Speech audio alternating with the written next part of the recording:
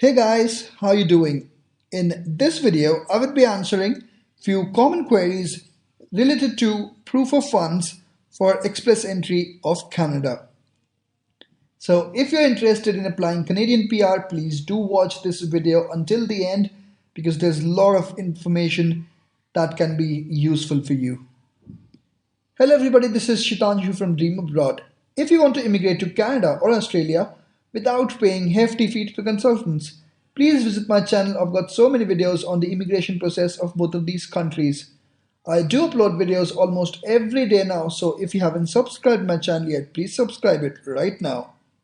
Okay, so let me also tell you about this Dream Abroad Canada Facebook page. This is not a promotion page, this is a discussion group where people actually come to find answers to their queries. We are a family of more than 5,000 people now.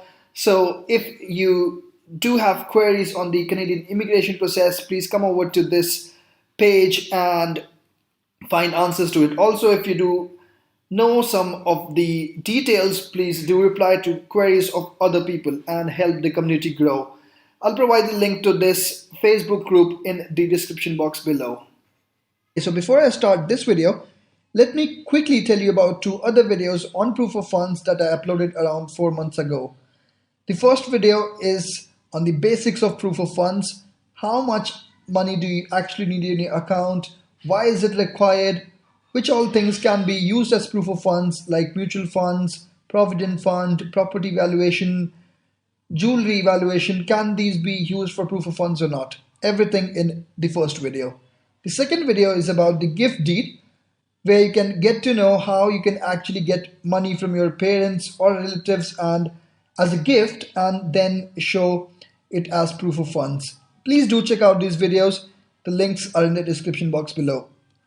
Okay, so now let's begin this video, which is about the common queries. I've listed all these common queries firstly, and then I'll be answering all of them one by one. So the first query is, do you need to maintain the minimum amount from 6 months before the application submission? After submitting application, do you need to add more money to cater the increasing foreign exchange prices? Do you need to hold money for 6 months in your account in case of a gift deed? Can you open a Canadian bank account and transfer money to that account before leaving for Canada? Can home loans, car loans, personal loans, etc. create a problem for proof of funds? Can you show money in your spouse's account? Can you show money in a joint account with someone who is not a part of your PR application? Do you need to show the money at the time of immigration? If yes, then how? So I'll be answering all of these questions one by one. So the first one, do you need to maintain the minimum amount from 6 months before the application submission? We all know that we have to submit the bank statement of 6 months along with the bank letter. But this does not mean that you should have that minimum amount from the starting. But you need to have the minimum amount at the time of getting the bank letter. So let's suppose you do have $1,000 less or $2,000 less, but you're adding every month through your salary. That is totally fine. Let's suppose you actually have that money in your account, but you don't want to keep it. You don't want to lose the interest that you can actually earn in the meanwhile. So you can actually invest it in mutual funds or stocks or wherever you want to, but you should actually mention it in the letter of explanation. You should definitely liquidate that amount before the submission of your application and then get the bank letter for proof of funds. You should attach the necessary receipts of transaction proofs as well. Please don't miss them out because in that case, your application might become doubtful and it might cause a rejection. Okay, now after submitting application, do you need to add more money to cater the increase in foreign exchange prices? We all know the situation right now. Money is doing really bad in the foreign exchange market and US dollar, Canadian dollar are doing really good.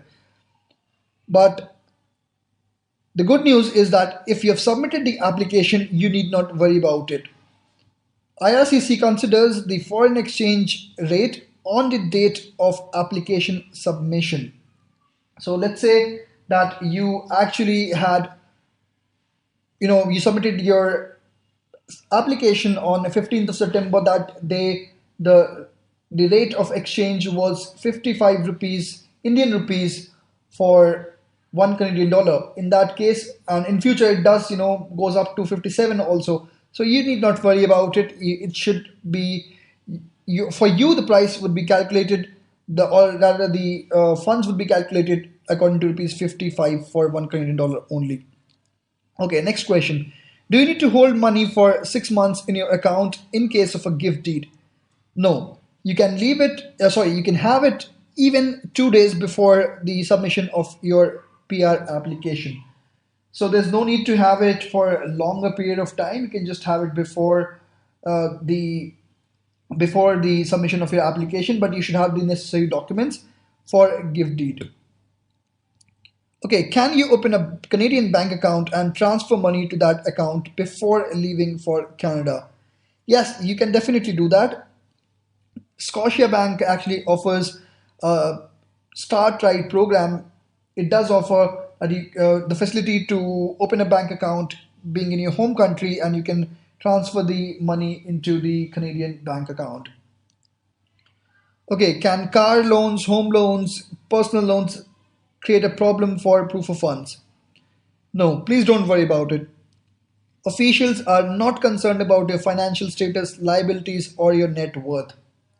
They are only concerned that do you have the necessary amount of money in your account, and or if you've actually borrowed it from someone or not. Those are the 2 points that they're actually concerned about. Okay, can you show money in your spouse's account? So there can be two cases over here. If your spouse is accompanying you, in that case, you can use money in your joint account. Definitely, no issues. You can use money in account which is in his or her name, which means the spouse's name, but you must prove that you have access to it. Okay, if your spouse is not accompanying you, what should you do in that case? To use money in joint account, you need to prove that you have access to that account. Also, to use money in his or her account, you might need a gift deed. Okay, so you might need a gift deed, or even a letter might work, but please try avoiding it. You should have the money in your own bank account. Can you show money in a joint account with someone who is not a part of your PR application? So yes, you can do it after proving that you have legal access to that money. But try avoiding the situation because it is quite a tricky one. I didn't believe earlier that this was possible, but somebody actually commented in one of my videos that he or she got his PR application approved doing that. But still, I would suggest you try and avoid that, to try and avoid every complication. Just keep your application as simple as possible. Get a gift deed from them. That is much simpler than doing the first point. Okay, do you need to show the money at the time of immigration? If yes, then how?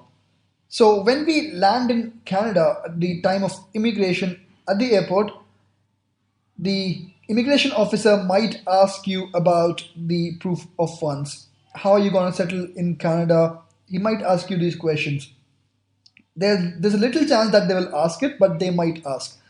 So you need not carry too much cash. You can show the money in your home country's bank account or Canadian bank account. You can just carry, maybe $100 with you, and show that, I can, if I need, I'll actually transfer the money back from my home country to the Canadian bank account, and whatever your plan is.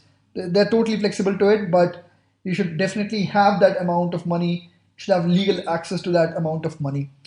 So guys, I just hope that these queries over here was helpful to you. I tried to accumulate all those queries which people ask me in the comment section. People ask me personally. So all these queries have been listed over here. Please do comment in the comment section if you do have some other queries related to proof of funds. I would be happy to help you. So thank you for watching this video. Please do like this video if you think it was useful for you. Please share it with your friends if you think it will be useful for them. And also please do subscribe to my channel if you haven't subscribed it yet. Thanks again.